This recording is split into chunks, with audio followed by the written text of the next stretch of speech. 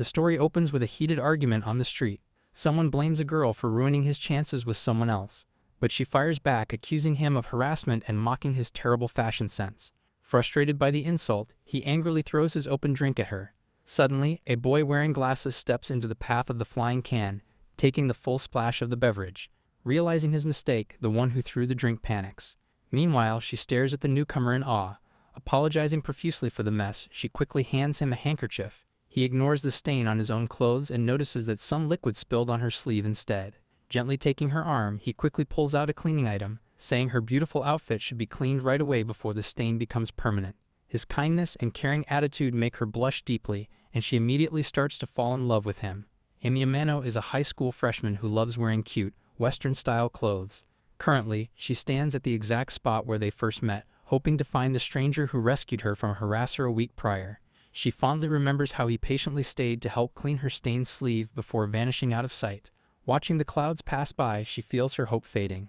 She begins to wonder if she should just give up, playfully thinking of him as some fleeting emissary of heaven. Blushing at the thought of seeing him just one more time, she finally checks the time and decides to head home, resolving to try again tomorrow. Suddenly, her bunny charm slips from her bag. Before it can hit the ground, someone catches it. It is the very person she is looking for. He hands the charm back to her, and as their eyes meet, she assumes he has completely forgotten her. Instead, he instantly recognizes her specifically because of her cute outfit. Flustered and caught off guard, she reacts with playful disbelief that her clothes are the only reason he remembers her. Relieved by the unexpected reunion, she eagerly tries to thank him for protecting her from the street harasser earlier that week. He humbly brushes off the gratitude, claiming he simply picked up her dropped stuffed bunny. Changing the subject, she eagerly asks if he finds her outfit cute. When he instantly agrees, she blushes and proudly reveals that she handmade the entire set herself. She explains that because she poured so much love into creating the garments, his act of protecting them means everything to her. Just as she gathers the courage to ask him a question, he suddenly interrupts by holding out his phone. He politely requests for her contact information. Stunned for a moment, she quickly agrees, internally screaming with excitement over successfully getting his number. The two eventually arrive at a restaurant. Sitting across from him, she happily cuddles her large stuffed bunny, thrilled to be spending the day with him and her favorite plushie. When he notices her bright mood, she suddenly feels embarrassed and apologizes for getting too carried away instead of properly thanking him. He gently reassures her, playfully interacting with the giant stuffed rabbit to put her at ease. He admits that picking a place she liked and watching her have a good time brings him joy as well. Hearing his kind words, her heart flutters, further cementing her crush on him. Noticing her affection for the plushie, he points out her obvious love for adorable things. She eagerly agrees, explaining that looking at cute things naturally brings happiness. Staring directly into her eyes, he smoothly agrees that looking at beautiful things indeed makes a person happy. Flustered by the indirect compliment, she blushes deeply, completely caught off guard by his gaze. At the cafe, Amy happily introduces herself, sharing her age and her love for cooking. The boy reveals his name as Yusei. He is a year older, but admits he currently has no hobbies. When she casually asks about his high school, he takes a sip of his tea and confesses that he does not attend school. She simply accepts this and moves on to ask about his favorite food, which clearly surprises him. He interrupts her, expecting her to pry into why he dropped out, as most people usually do. When she gets momentarily confused, he apologizes, admitting he is terrible at conversing and struggles to open up about himself. With a warm smile, she gently reassures him. She happily offers to carry the conversation, mentioning that she is extremely talkative and does not mind quiet people at all. Eager to know more about him without making him uncomfortable, she politely asks if it is okay to ask a few simple questions. Touched by her understanding nature, he gives her a breathtaking smile, softly agreeing that he feels perfectly comfortable talking to her. Seeing his sudden, warm expression, she blushes deeply. As their cafe visit concludes, she insists on paying for the meal, feeling that being treated is not a proper way to thank someone. However, he stops her, revealing that he had already paid the bill back at the restaurant.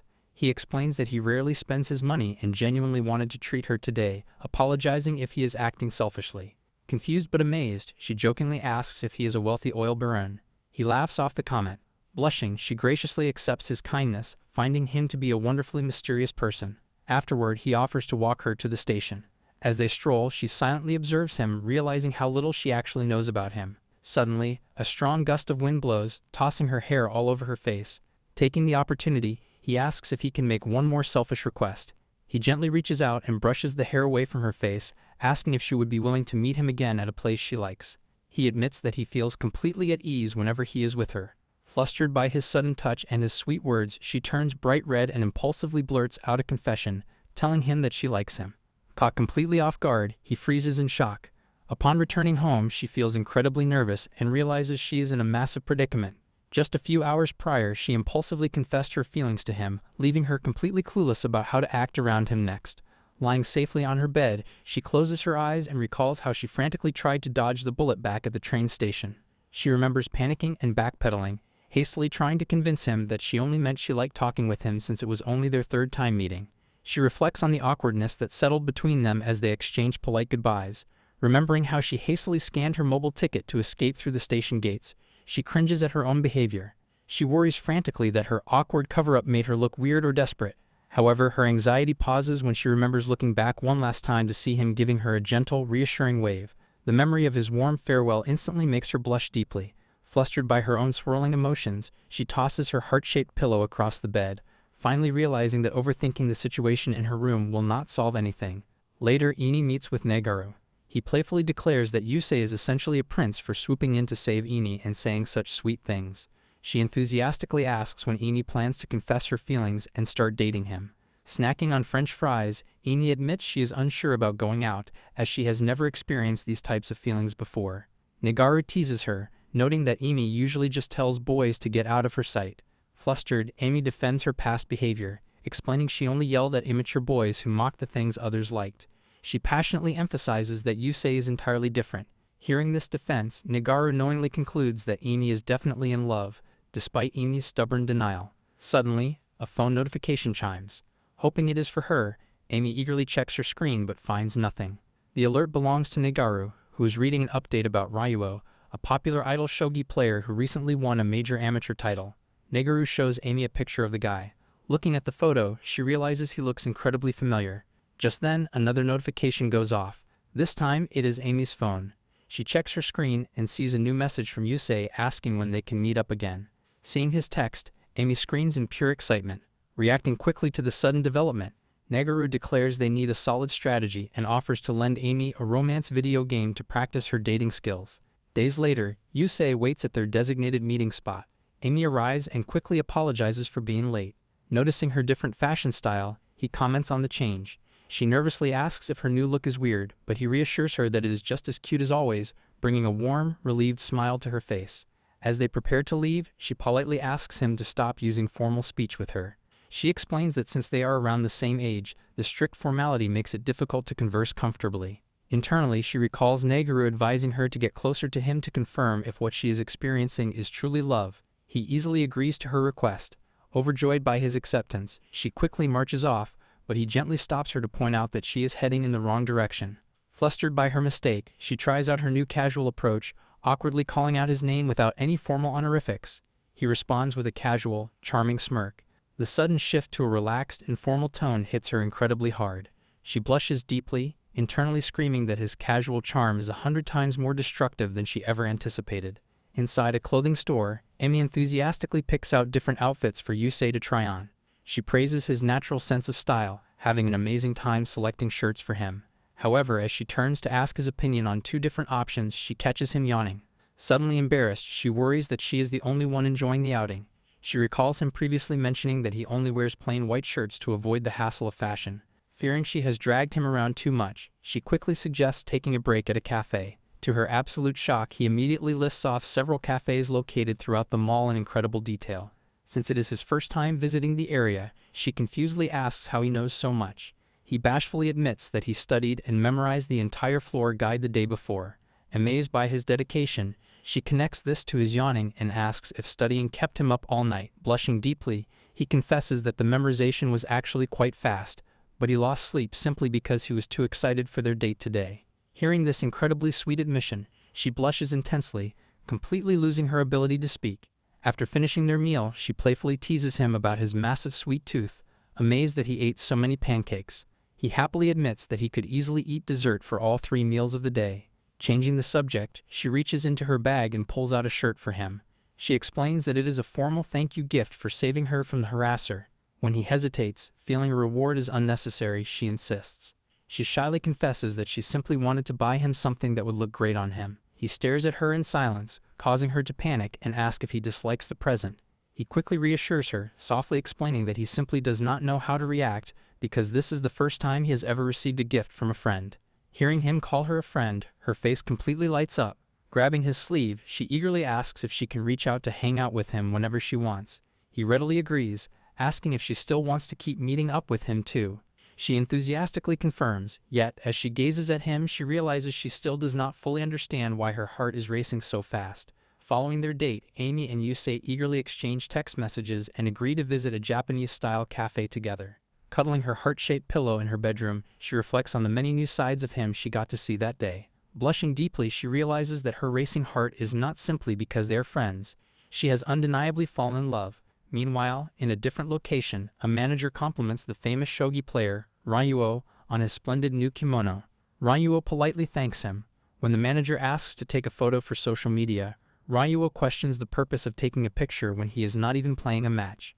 The manager explains that fans eagerly want a glimpse into his private life, pointing out that a recent post about his daily sweet dessert trended heavily online. As the manager emphasizes how much attention he is currently drawing, a striking detail is revealed. The popular idol player looks exactly like Yusei. While out on the street, Amy is approached by an aggressive stranger. He calls her cute and tries to pressure her into getting tea with him. Just as the stranger reaches out to grab her, Yusei suddenly steps in, intercepting his hand and firmly stating that he will be escorting her.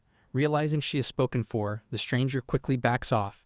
Yusei turns to check if she is alright. Relieved, she thanks him for the rescue but immediately gets distracted by his adorable winter outfit, complete with a cozy muffler and duffel coat. He warmly returns the compliment, noting that her winter clothes are incredibly cute as well. It has actually been 2 full months since they last saw each other in person.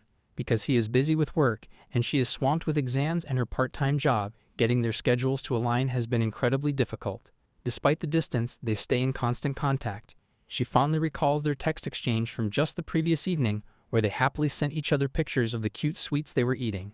Back in the present, she happily mentions that despite the 2-month gap, it doesn't feel like they were apart because they message each other so frequently. He agrees but smoothly adds that meeting face-to-face is still much better because he loves being able to see her actual facial expressions. Hearing him say such incredibly sweet things so effortlessly makes her blush wildly. Completely flustered, she happily agrees, admitting that she feels the exact same way. As they walk together, Amy sneezes and complains about the freezing cold. Yusei notes that it is getting late. She wishes they could have spent more time together, but she has an early shift at her part-time job the next morning. When he asks if she is still incredibly busy, she confirms that she is taking on extra shifts through the new year to earn more money. She then asks if he has adjusted to his new job, and he mentions that he is currently taking a break. Nearby, a public screen broadcasts news about a major title defense in the professional shogi world. Watching the screen, she realizes that while she views him as a cool, dependable adult, she actually knows practically nothing about his career. Spotting some pretty street decorations, she excitedly points out that Christmas is quickly approaching. When she asks about his plans for the holiday, he seems genuinely confused, asking if there is something specific people are supposed to do. Shocked, she lists off classic traditions like eating cake and receiving presents from Santa. He admits he has no memory of doing any of those things, assuming they were just customs for other families. Hearing this, she eagerly suggests they make some happy Christmas memories together this year. However, before he can answer, she suddenly remembers her packed work schedule and frantically apologizes. Unbothered, he smoothly asks if it would be alright for him to visit her at her part-time job as a customer. Imagining the two of them celebrating the holiday while she works, she happily agrees. As they part ways, she cheerfully tells him how much she is looking forward to seeing him on Christmas. On Christmas Eve, Yusei visits the maid cafe where Amy works. Dressed in her maid uniform, she greets him with a playful, in-character welcome, acting like a lonely wife scolding him for coming home late. Flustered by the intense roleplay, he apologizes nervously, prompting her to break character and laugh at his earnest reaction. She hands him a cafe membership card, playfully writing the nickname Panda Yukon on it. He seems unfamiliar with maid cafe culture and says he will need to study a rulebook to understand how to act. Finding his serious confusion adorable, she drops the prank and tells him to just relax and act normally. Taking a sip of his tea, he suddenly lets out a soft laugh. When she asks what is so funny, he warmly admits that it is simply nice to see her having so much fun and looking so lovely in her element. Touched by his compliment, she blushes, looks down, and quietly mutters that she is only having fun because he is there. He fails to catch her quiet words and asks her to repeat herself. Realizing she almost exposed her true feelings while on the clock, she panics. To cover up her slip, she quickly changes the subject, loudly announcing that the cafe is hosting a special Christmas board game tournament.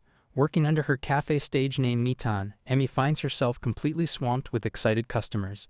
After the board game tournament concludes, many fans gather around her, asking for personalized Christmas greetings and photos with her. Overwhelmed by the massive crowd, she realizes that she cannot even get close to where Yusei is sitting.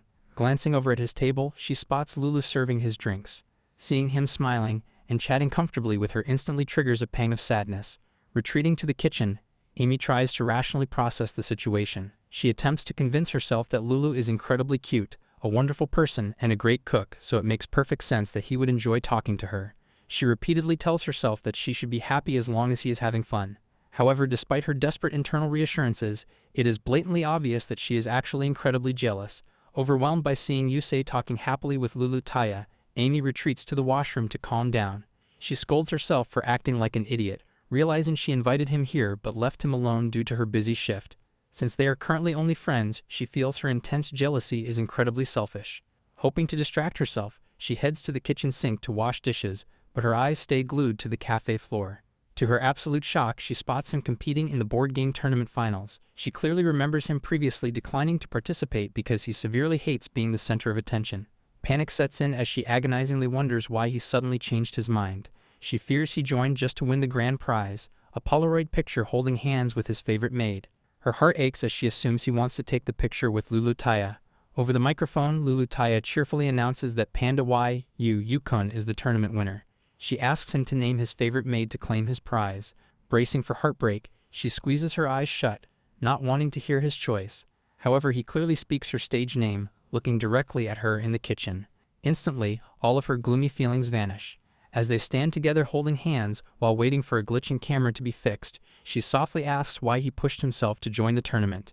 Blushing and deeply embarrassed, he admits that seeing her so popular and comfortable with the other customers made him intensely jealous. Despite his fear of crowds, he tried his absolute best to win just so he could be the one to hold her hand. Later, she recounts the magical night to Negaru. Still slightly confused by her swirling emotions, she wonders out loud what exact type of affection this is. Negaru gently advises her not to overthink it, stating that if it feels like love, then it is love. Taking the advice to heart, she smiles, firmly deciding that she absolutely wants to call this overwhelming feeling love. Following the cafe's closing, Yusei nervously asks if it is truly acceptable for him to attend the staff after party. Because the Polaroid camera broke earlier, his prize photo has been delayed, but the coworkers Uepai and Kita welcome him to the table as the tournament MVP. While handing out drinks, Amy accidentally bumps into him. They quickly apologize to one another. When she offers him a cola, he politely requests tea instead, shyly admitting that he cannot handle carbonated beverages. She finds this slight weakness incredibly adorable. Blushing heavily, she internally swoons over how much she loves him. She also feels secretly relieved that the camera broke. If they had held hands today, she would have completely melted from embarrassment. Still, she hopes to hold his hand eventually. Soon, the coworkers surround him, firing off endless personal questions about his age, his school, and how they met. She quickly intervenes to stop the heavy interrogation. When her coworkers tease her for acting fiercely jealous, she frantically deflects by suggesting they all play a card game to celebrate Christmas. She introduces a popular party game called the King's Game. He draws the first king card and innocently commands two random players to have a funny face contest. Watching the silly results, she realizes this game is actually meant for wild parties and immediately regrets suggesting it. In the next round, she happily draws the king card herself. However, the order card she flips over commands two random players to kiss on the cheek. Her coworkers cheer at the bold twist, but she instantly spirals into a total panic, absolutely terrified by the thought of the game forcing another coworker to kiss him. She desperately wants to stop the game but fears that speaking up will expose her secret crush. Fortunately, the others step in and point out that a kissing punishment is far too extreme since they just met him. Relieved, she agrees and draws a new order card. The new prompt commands the king and a randomly assigned number to hold hands like lovers for 1 full minute. Vastly preferring this over the previous order, she announces the numbers. By sheer luck, the assigned players turn out to be her and Yusei. He reaches out and she nervously places her hand in his, instantly worrying about her palms being sweaty.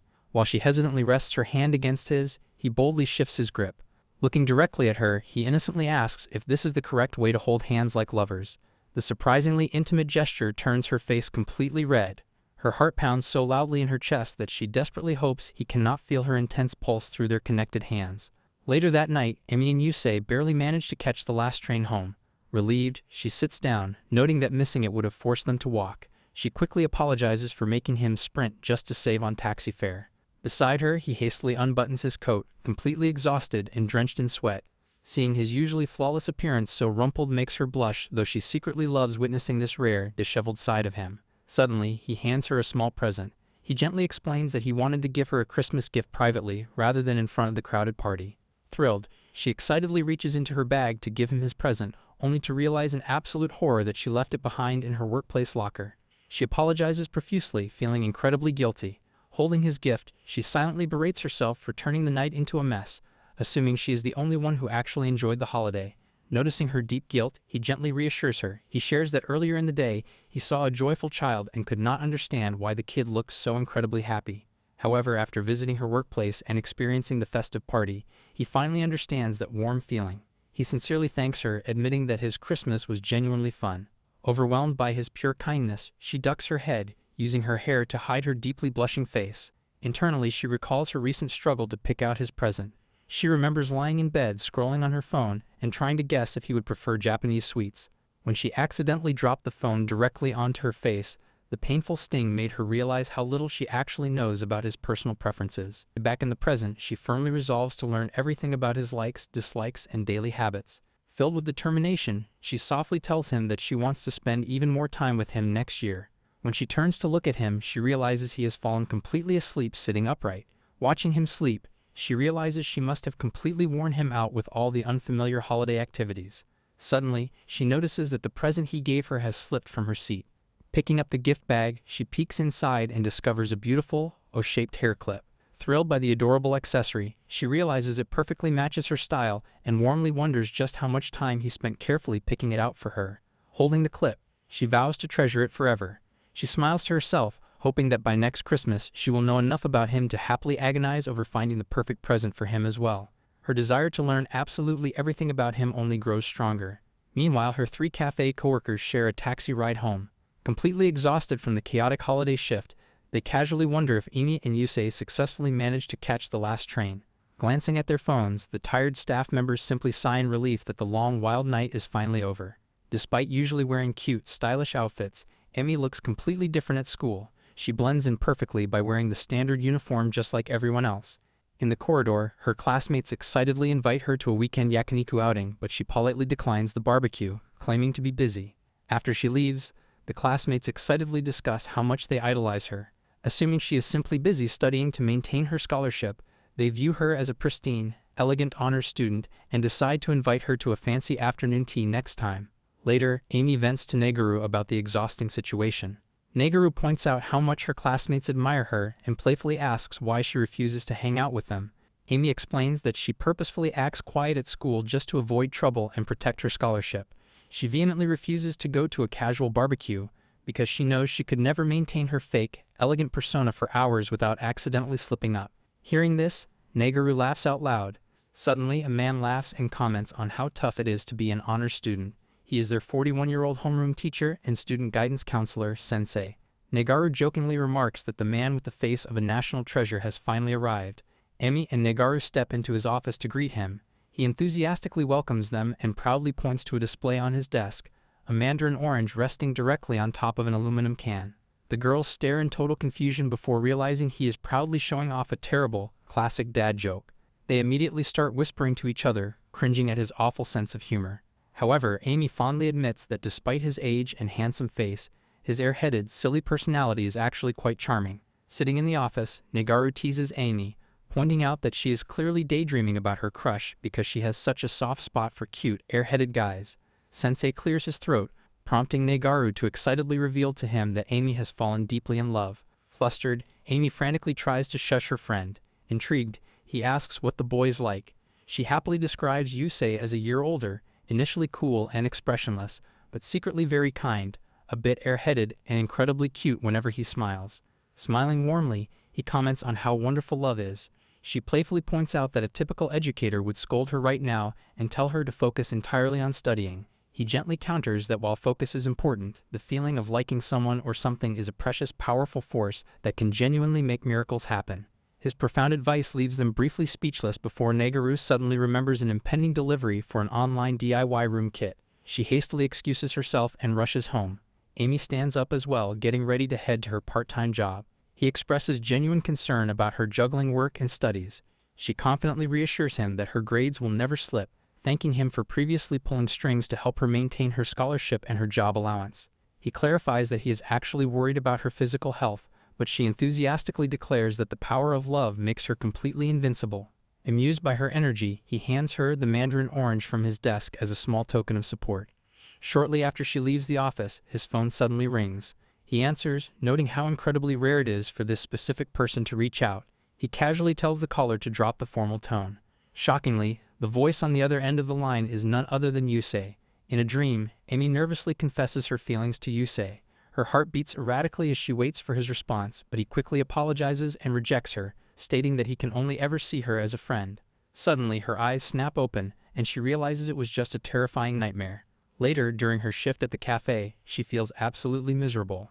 While serving food, she stews over how falling in love is supposed to be fun, yet she is plagued by painful, prophetic nightmares. She bitterly acknowledges that getting friend-zoned is exactly the kind of realistic response she expects from him.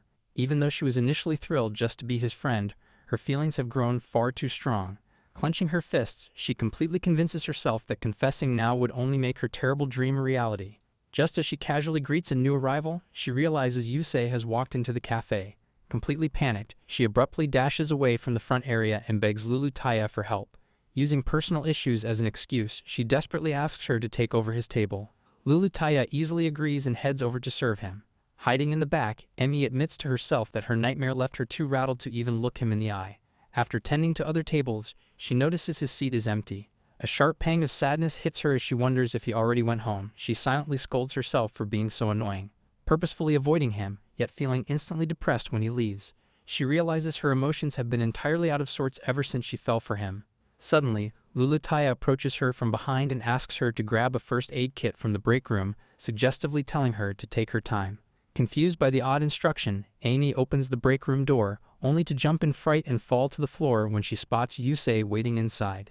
He quickly checks if she is okay, explaining that Lulu Taya instructed him to wait there for her. Amy finally understands the sneaky setup. Earlier, noticing Amy's strange behavior, Lulu Taya had approached him, asked if the two of them were fighting, and firmly ordered him to wait in the back room so they could properly make up. Internally, he reflects on his demanding professional life, noting that he is actually quite used to being disliked by others without realizing it. However, this time, the thought of her hating him genuinely hurts. Back in the present, he kneels down beside her on the floor and sincerely apologizes. Assuming he must have unknowingly done something to upset her, he promises to fix his behavior if she will just tell him what he did wrong. Initially stunned by his sudden apology, she briefly panics, terrified that her nightmare is actually coming true. However, seeing his desperate, puppy-like earnestness quickly snaps her out of it. She lightly slaps her own cheeks to refocus and frantically assures him that he is absolutely not at fault. She covers up her behavior by claiming she was simply feeling off today and struggled to maintain her cheerful work persona, profusely apologizing for accidentally making him feel avoided. Still seeking reassurance, he nervously asks to confirm that she doesn't secretly hate him. Completely flustered by the question, she impulsively blurts out that she actually likes him. Hearing this, a look of immense relief washes over his face, and he lets out a gentle, happy laugh. Seeing his incredibly warm reaction to her words, she cannot help but hopelessly wonder if he might actually return her feelings. Suddenly, Yu-Pai interrupts the intimate moment, startling Amy. Yu-Pai informs her that a special drink order is ready to be served. Before rushing back to the cafe floor, Amy asks if he has some free time today. When he confirms, she eagerly suggests they walk home together after her shift ends. He happily agrees, and she cheerfully waves goodbye. Once Amy leaves the room, Yu-Pai turns her full attention to him. Connecting his name to his strikingly familiar face, she nervously gulps and directly asks him if he plays professional shogi. When Yu-Pai nervously asks if he plays professional shogi, Yusei turns around with a completely cold, blank expression and demands to know what she means. Intimidated by his sudden shift in demeanor, she flinches, confirming her suspicions. Before the tense confrontation can escalate, another coworker desperately calls out for Yu-Pai's help making drinks. Apologizing quickly, she rushes off to attend to her duties, leaving him alone in silence. After her shift concludes, Amy and Yusei begin their walk home together. Noticing that he seems unusually quiet and lost in thought, she asks if something is wrong, but he brushes it off. Changing the subject, he asks if she has school the next day and whether she actually enjoys it. She hesitates, explaining that school is fun, but her motivation is mostly driven by a deep sense of accomplishment. Walking a bit faster, she nervously opens up about her past. She reveals that her parents passed away during her middle school years, and she had originally planned to start working immediately. However, the kind person who took her in allowed her to continue her education. Because of that sacrifice, she focuses on going to school properly, feeling a proud sense of accomplishment every time she completes another day. He listens to her story in silence before quietly expressing his deep admiration for her resilience. Flustered by his praise, she humbly denies doing anything special, pointing out that his ability to hold down a job as an adult is far more admirable. With a slightly solemn tone, he admits that working was simply the only option he had. Sensing that the atmosphere has become a bit heavy, she decides to lighten the mood. She playfully asks what it would be like if they were in the same class at school. Because he is a year older, she jokes that he would have to intentionally repeat a year just to be with her. The silly idea makes him laugh, instantly brightening his mood. They happily imagine a fun school life together, sitting next to each other by the window, teaming up for field trips, and grabbing sweets after class. Visualizing this perfect timeline makes her heart swell with happiness. After sharing a laugh, they cross the street. Suddenly, he casually asks if Yopai is working the next day. Emi thinks for a moment and replies that her coworker's next shift is likely on Sunday. Confused by his sudden interest, she asks if something happened between them, but he smoothly dismisses the question. Later that Sunday, Yopai waits alone at a designated meeting spot.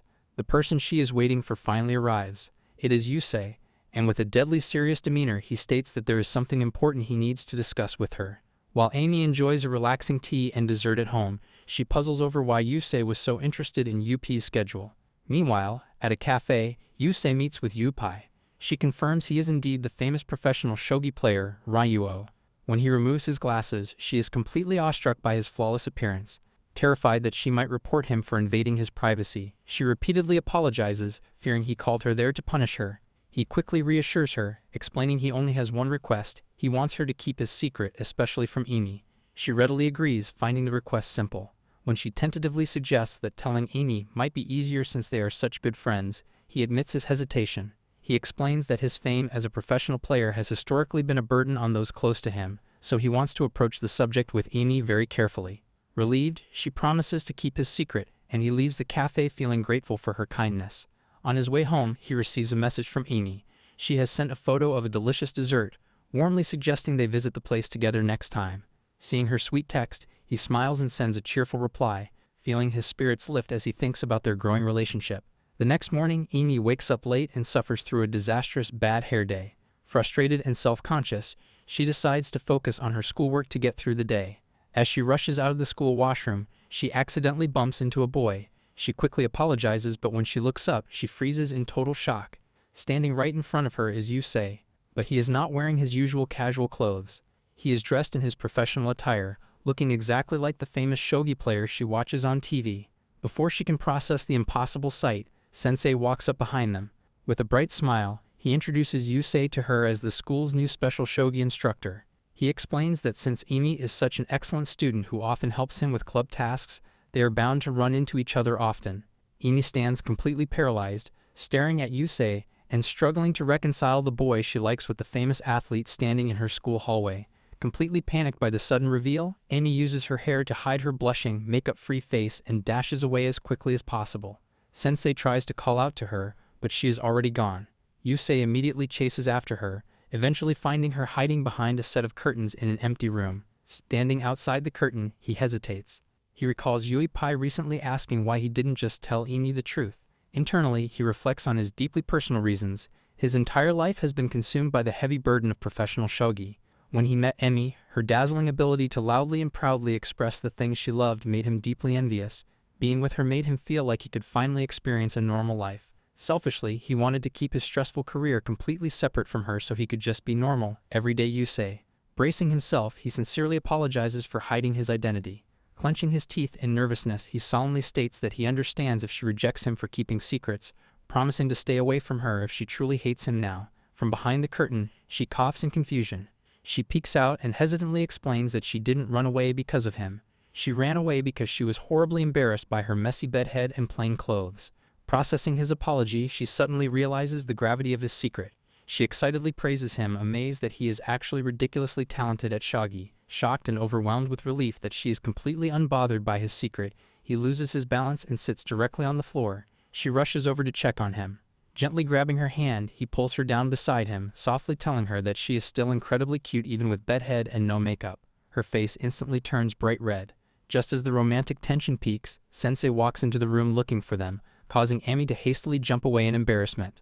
Later, after Yusei heads to the shogi club, Sensei speaks privately with Amy. Surprised to learn that they are already close friends, Sensei asks her for a massive favor. He explains that Yusei grew up in a very intense, unique environment and missed out on a normal childhood. While Yusei was officially invited to the school as a special instructor, Sensei secretly arranged the position so the boy could finally experience a proper high school life. Because Yusei can be a bit awkward, Sensei asks Emi to act as his official support and do plenty of fun activities with him. Realizing that she just received full, legitimate permission to hang out with her crush at school, her face flushes bright red. Without wasting a single breath, she enthusiastically accepts the mission, completely overjoyed at the prospect of experiencing high school life with Yusei. Arriving at the school, Yusei is instantly surrounded by a massive crowd of admiring girls. Watching from a distance, Emi feels a sharp pang of jealousy, finally understanding exactly why her friend called him a true idol. Catching her eye, he immediately excuses himself from the flock of girls and walks over to apologize for keeping her waiting. Brushing it off, she officially begins the campus tour, guiding him past the gymnasium, the staff room, and the various grade-level floors. She eventually brings him into her own classroom and proudly points out her desk. When she offers him a seat, he happily sits in her chair. So suddenly, Nagata, a math teacher, enters the room. Yusei politely introduces himself using his professional shogi title. Stunned to meet the famous player in person, Nagata excitedly begs for an autograph. Watching the adult teacher act like a jitty child over the signature, Amy feels a sudden sense of distance. She solemnly realizes that he is a highly respected professional, while she is just a regular high school girl. After Nagata leaves, Yusei apologizes for the wait. Amy reassures him, noting that getting asked for autographs is incredibly cool. He then notices a perfectly folded origami crane sitting on her desk. She humbly explains that she folded the paper out of pure boredom, but he praises the crane as a flawless work of art. Determined to try it himself, he attempts to fold one, but his origami ends up completely crumpled and misshapen. He frustratedly admits he is terrible at crafts. Seeing the usually perfect, composed guy struggle so hard over a simple piece of paper, she finds him dangerously adorable. He asks to keep her perfect crane, and in return she happily claims his crumpled trash. Holding his messy creation, she secretly beams with love. Later, Amy and Negaru watch from the hallway as Yusei is surrounded by yet another group of female students. Negaru teases her about having so many rivals, but Amy feels surprisingly secure, knowing she is the only one who secretly possesses his handmade origami. Suddenly, Sensei approaches the two girls and asks if they are free during an upcoming long weekend. He announces that the school is hosting a 3-day, 2-night shogi club training camp in Hakone. Because Emi is officially acting as Yusei's school support, Sensei specifically invites her to come along. Hearing the details of the trip, Emi completely panics, her mind instantly racing at the thought of going on an overnight trip with her crush.